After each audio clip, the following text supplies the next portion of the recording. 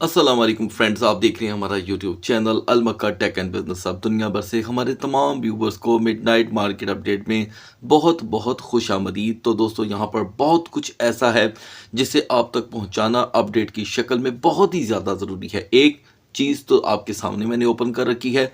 एक नया थ्रेड यहाँ पे दोस्तों देखा गया है, यानी कि Trump threaten now new 50% tariff on China. अच्छा, अब ये कहाँ से बात निकली है ये तो मैं आपको बताऊंगा ही, लेकिन साथ साथ मैं आपको ये भी बता दूं कि जो आज सीज फायर हुआ है उसकी खिलाफ वर्जियों की खबरें धड़ाधड़ सुनी जा रही हैं और बिल्कुल वेरीफाइड सुनी जा रही हैं। ठीक है। अच्छा, तीसरी चीज़, आज चचा जो जेरोम पॉल हैं उनकी स्पीक थी, यानी कि उनके मिनट्स आने थे। लिहाजा मैं आपको बता दूं कि उनके मिनट्स में ऐसी कोई बात नहीं थी जो यहाँ पर डिस्कस की जाए। ठीक है। ये तीसरा पॉइंट तो मैंने क्लियर कर दिया। दूसरा पॉइंट, सीज फायर की खिलाफ वर्जियाँ सुनने को मिल रही हैं। अब आ जाते हैं कि ये टैरिफ डायरेक्ट चाइना पे क्यों आकर के रुकता है। दोस्तों, यहाँ पे हमें कुछ पढ़ने और समझने की ज़रूरत है, इसलिए कि यह खबर चल तो रही है, इसे शेयर भी कर दिया गया व्हाट्सएप चैनल पे हमारी टीम की तरफ से, लेकिन इसे पूरी तरह शायद ख़बर की शक्ल में आप तक पहुँचाना ज़रूरी है। दोस्तों, ये है कुछ इस तरह के इनके मामलात जनवरी के भी आगाज़ से पहले, या यूँ समझ लें दिसंबर के आखिरी दिन थे और जनवरी का आगाज़ था जब इनकी एक मुलाकात हुई थी और सारा कुछ नॉर्मली सेटल हो गया था। जब बात हो रही थी कि वो एक इसके ऊपर 110% टैक्स लगाएगा, वो कह रहा था मैं 134% लगाऊंगा, वो कह रहा था मैं 150 लगाऊंगा, तो वो कह रहा, दूसरी पार्टी कह रही थी मैं 200 लगाऊंगा। अचानक इनकी मुलाकात हुई तो सारा कुछ सेटल हो गया था। लेकिन अब यहाँ पे जो बड़े चचा हैं ट्रंप, उनका कहना है कि जी यहाँ पर कुछ ऐसे मामलात सामने आ रहे हैं देखने में कि जहां पर पता चलता है कि कहीं ना कहीं चाइना जो है वो सपोर्ट कर रहा है डिफरेंट कंट्रीज़ को और ख़ास करके ईरान को। तो इस वजह से इनको इस वक्त नज़रों में आना पड़ गया है। ठीक है जी। और इस नज़रों में आने की वजह से इनके ऊपर जो है मसाइल बढ़ सकते हैं, यानी कि इनकी जो गुड्स अमेरिका आती हैं और अमेरिका की गुड्स जो यहाँ पर आती हैं उनमें टैरिफ का आगाज़ जो है फिर से एक मरतबा बहस पकड़ रहा है। अब आप अंदाज़ा करें कि बड़ी मुश्किल के साथ मार्केटों ने आज एक अप मोमेंटम पकड़ा था। अभी हम कुछ देर बाद ऑयल का भी जिक्र करेंगे, फिर आगे बढ़ेंगे।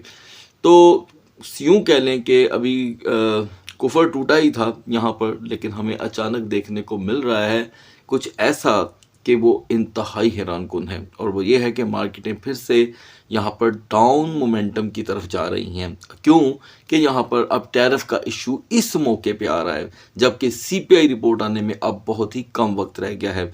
तो दोस्तों, सीपीआई रिपोर्ट का इम्पैक्ट बहुत ही अहम रहेगा, इसलिए कि कल जब ये डाटा आना है उसकी टाइमिंग, उसकी डिस्कशन, उसकी फोरकास्ट वो तो मैं सुबह शेयर करूँगा, लेकिन उससे पहले मार्केट का एक रिवर्स गेयर लेना नॉर्मल बिहेवियर तो होता ही, लेकिन कुछ ऐसी एक्स प्लेटफॉर्म पे, जिसे हम पहले ट्विटर कहा करते थे, ऐसी ऐसी खबरों का एक सिलसिला चल पड़ा है जो मार्केट का यहाँ पर दिल घटाने में और हौसला तोड़वाने में पूरा पूरा साजगार हो रहा है। तो ये चीज़ें हमेशा ज़हन में रखनी होंगी। जैसे मैं हमेशा से आपको एक रिक्वेस्ट करता आया हूँ कि ख़बरों के साथ जुड़े रहिए, खबरें ही यहाँ पर अगला रास्ता बना रही हैं। आगे बढ़ने से पहले दोस्तों, थोड़ा सा यहाँ पे मैं कंपैरिजन करना चाहता हूँ ब्रेंट क्रूड का और WTI क्रूड का। तो दोस्तों, सुबह हमारी जब वीडियो आप तक पहुँची तो जो WTI है वो 96.43 पे था। ये यहाँ पर अभी 92 और 96 के दरमियान रोटेट हो रहा है। देखा जाए तो अभी $1 एक्स्ट्रा लो हुआ है। अगर हम ब्रेंट की बात करें तो ये सुबह 95.78 पे था, इसमें भी 0.20 सेंट की कमी हुई है। A global oil crisis is giving name of शोर ड्रीम्स न्यू लाइफ। तो लिहाजा काफ़ी लोगों को यहाँ पर सुख का सांस मिला है हॉर्मस के ओपन होने के बाद, लेकिन अभी ये वीडियो के दरमियान ही हमें कुछ अपडेट मिल रही हैं, क्योंकि मेरे सामने इस वक्त दोस्तों लैपटॉप ऑन है और मुझे खबरें आ रही हैं कि हॉर्मस को फिर बंद करने की बातें छिड़ चुकी हैं, और कहीं पे तो ये भी खबर आ रही है कि शायद बंद कर दी गई है। लिहाजा ये सूरत हाल बड़ी गंभीर हो रही है, जिसे हम सुबह तक सीज़ फायर डिस्कस कर रहे थे। हाँ, एक और चीज़ मैं बता दूं कि कल यानी कि 9 और 10 तारीख को ये सीज़ फायर जो है ये फिज़िकली एक मुलाकात की शक्ल इख्तियार करेगा। अगर इसमें कुछ फ़ाइनल होता है तो इसकी अहमियत और बढ़ जाएगी। तो ये टाइम और ये 2 दिन कल के बड़े ही अहम हैं। तो गाइस, बढ़ते हैं मार्केट की तरफ। तो दोस्तों मार्केट की कैपिटलाइजेशन में आज अच्छी खासी हलचल रही, लेकिन डोमिनेंस डायरेक्ट 57% से कम होने का नाम ही नहीं ले रहा। अगर इसमें 0.10% की वक्ती कमी हो जाती है तो इसे कमी कंसीडर नहीं किया जाता। टॉप ट्रेंडिंग में एक मरतबा फिर से ZEC यानी कि जी कैश देखने को मिल रहा है। तो दोस्तों जेन में रख लीजिएगा कि अब सिर्फ 2 कारोबारी दिन बाकी रह गए हैं इस हफ्ते के, और कल के दिन PCE डाटा और इनिशियल जॉबलेस क्लेम रास्ता हमवार करेगा हमारे लिए CPI के लिए, और CPI फाइनली जो है वो जुमे के दिन अपना रंग जो है वो मार्केट में लेकर के आएगी। तो गाइस स्टार्ट में ही मैं एक चीज़ आप दोस्तों को बता दूं, क्योंकि आज कुछ व्यूवर्स यहाँ पे नाला दिखाई दे रहे थे। उनका कहना था कि मार्केट ने रिजेक्शन नहीं ली। तो गाइस फाइनली आपने थोड़ा सा भी यहाँ पर पेशेंस अगर किया है तो मार्केट ने आपके सामने स्मूथ यहाँ पर एक रिजेक्शन शो कर दी है जो 70,703 की है।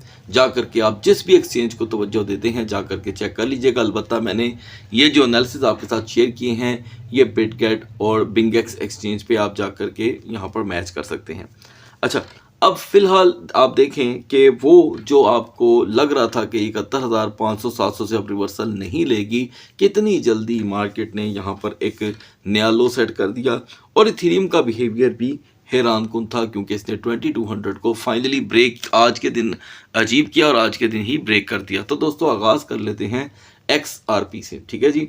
तो ये कोई नई बात नहीं है, क्योंकि XRP का बिहेवियर सदा ऐसा ही रहा है।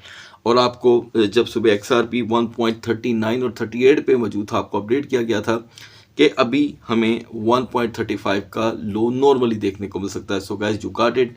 आप देख सकते हैं कि हम 1.35 का लो देख चुके हैं और अभी भी यहाँ पर सपोर्ट मौजूद नहीं है। सो XRP नीड अ सपोर्ट। ये सपोर्ट ना बन पाने पे एक नया आप लो देखेंगे जो 1.33 से 1.37 के दरमियान इसकी रोटेशन ला सकता है। BNB ने जो 624 का दोस्तों नया हाई यहाँ पर सेट किया, BNB अपने लिए कहीं पर सपोर्ट यहाँ पर जनरेट नहीं कर सका। वाज़िया तौर पे ज़रा स्क्रीन पे देख लें, ठीक है। और ये है परफॉर्मेंस आफ्टर द 624, 1 2 3 4 5 5 कैंडल हैं बेरिश की जो कहीं जगह इसे सपोर्ट ना दे सकी, और हम 601 का लो अब तक देख चुके हैं। ये आपको सुबह बता दिया गया था कि हमने 610 को जहां पर रिजेक्ट किया, 605 और 600 हमारे लिए एक नया लो लेकर आएगा। तो मैं तो समझता हूं कि 600 पर फिर से प्रेशर बढ़ने वाला है, ठीक है, क्योंकि इनिशियल जॉबलेस क्लेम और PCE कोर को हम 1 मिनट के लिए भी इग्नोर नहीं कर सकते।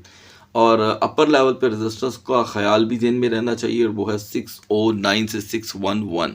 सोलाना यहाँ पे दोस्तों उल्टे पैरी वापस आ रहा है, और आपको अपडेट किया गया था कि 82.90 का लो एक नॉर्मल लो कंसीडर किया जाएगा सपोर्ट वाइज। तो हम 82.52 का तक का लो देखकर यहाँ से बाउंस कर रहे हैं। हालांकि बाउंस करने की कोई वजह कैंडल चार्ट में कहीं पर मौजूद नहीं है। So we need a support on 83.50।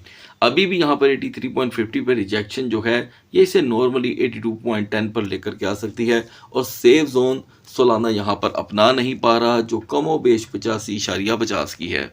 BCH की यहाँ पर दोस्तों रिजेक्शन का सिलसिला जारी है। आपको अपडेट किया गया था कि 450 इसकी हद दर्जा यहाँ पर रेजिस्टेंस रहेगी, तो हमने आज अचानक BCH को 449.20 की रेजिस्टेंस से रिजेक्ट होते देखा है, और 442 का लो हम पहले से ही देख चुके हैं। तो स्ट्रगलिंग एरिया कोई ज़्यादा यूनिक नहीं है। 442 से 445 के दरमियान यहाँ पर स्ट्रगल हो रही है।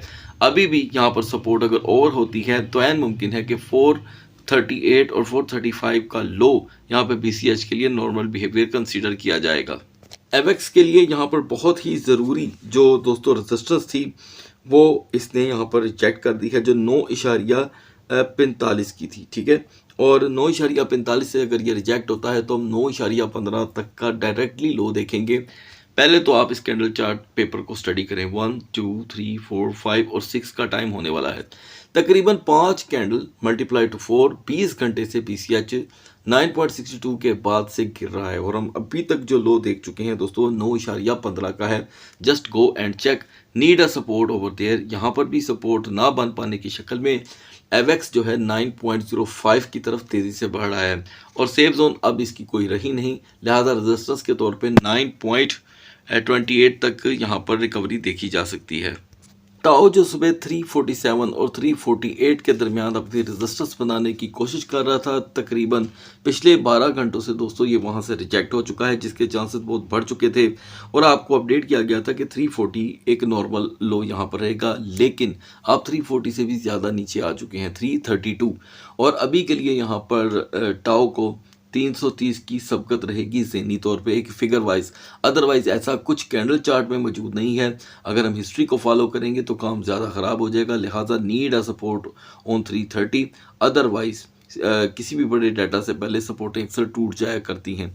तो यहाँ पर 326 और 27 को भी एक्सपेक्ट किया जा सकता है, क्योंकि इस शेडो में थोड़ी सी यहाँ पर हमें खौफ दिखाई दे रही है। और जो रेजिस्टेंस है इसमें थोड़ी स्लो रहेगी दोस्तों, 335 तक नॉर्मली बिहेवियर अभी इसका रहा है।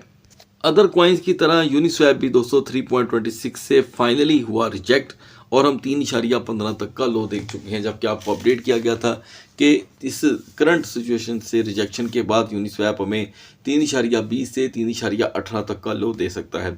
और आप देख सकते हैं कि अभी भी यूनिस्वैप के पास कोई सपोर्ट मौजूद नहीं है और प्रेशर 3.10 की तरफ तेज़ी से बढ़ रहा है। सो गाइस, अब बढ़ते हैं BTC और इथेरियम के कैंडल चार्ट की तरफ। तो guys, now we are on the chart of BTC, और यहाँ पर BTC के चार्ट पे सिर्फ हमें रिजेक्शन देखने को मिल रही है, लेकिन कुछ इंटरेस्टिंग माहौल भी है। यहाँ पर दोस्तों मार्केट एक बार फिर से 72,855 तक की रेजिस्टेंस अपनाई। हालांकि जब सुबह हम मार्केट को डिस्कस कर रहे थे तो कैंडल चार्ट पे 71,750 तक की रेजिस्टेंस मौजूद थी, और इसमें तकरीबन 1100 तक का इजाफा हुआ। तब से लेके सेकेंड ट्रेडिंग सेशन के एक्सपायर होने तक मार्केट ने 70,703 तक का लो दिया, और अब एक स्ट्रगल दिखाई दे रही है। 71,900 से हम फिर रिजेक्ट हुए हैं। अब अंदाज़ा करें कि मार्केट में रिजेक्शन का एलिमेंट ख़त्म नहीं हो रहा, और ये सारी चीज़ें मिल रही हैं जा कर के उन ख़बरों से जिन्होंने इस 9 और 10 तारीख को सॉर्ट आउट होना है। अच्छा, अब दोस्तों यहाँ पर 71,500 और 71,800 एक ऐसा लेवल है जो BTC को पुश कर देता है तेज़ी से 73,000 की तरफ। इससे ज़्यादा की स्ट्रेंथ फ़िलहाल अभी मौजूद नहीं है, और आप ये दो शेडोज़ भी देख सकते हैं, क्योंकि हमें ये इल्म इस शेडो के ज़रिए होता है, नथिंग एल्स, इसके सिवा और कुछ नहीं है। और अगर हम डाउन साइड पे जाते हैं तो 71,000 जब टूटेगा तो 70,500 70,200 एक नॉर्मल लो है, और 70,000 को ही आप इस मार्केट की फ़िलहाल सपोर्ट कंसीडर कर सकते हैं, लेकिन इंतहाई कमज़ोर, क्योंकि ये बिल्कुल नहीं है। अभी 48 घंटे भी नहीं हुए। पढ़ते हैं इथेरियम के कैंडल चार्ट की तरफ।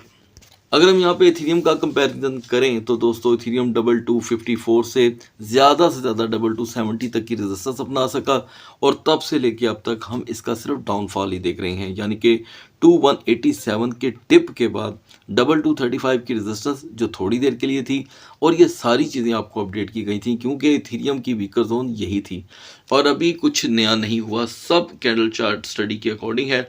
सो Ethereum still need a resistance, a strong resistance on 2245। ये रेजिस्टेंस जो मिल नहीं रही, और पहले से ही हम वीकर जोन पे खड़े हैं। यहाँ पर अगर आपको सपोर्ट मिल नहीं पाती 2205 पे, तो प्रेशर तेज़ी से 2170 और 2160 की तरफ बढ़ रहा है। सो गाइस, सुबह तक अल्लाह हाफिज़।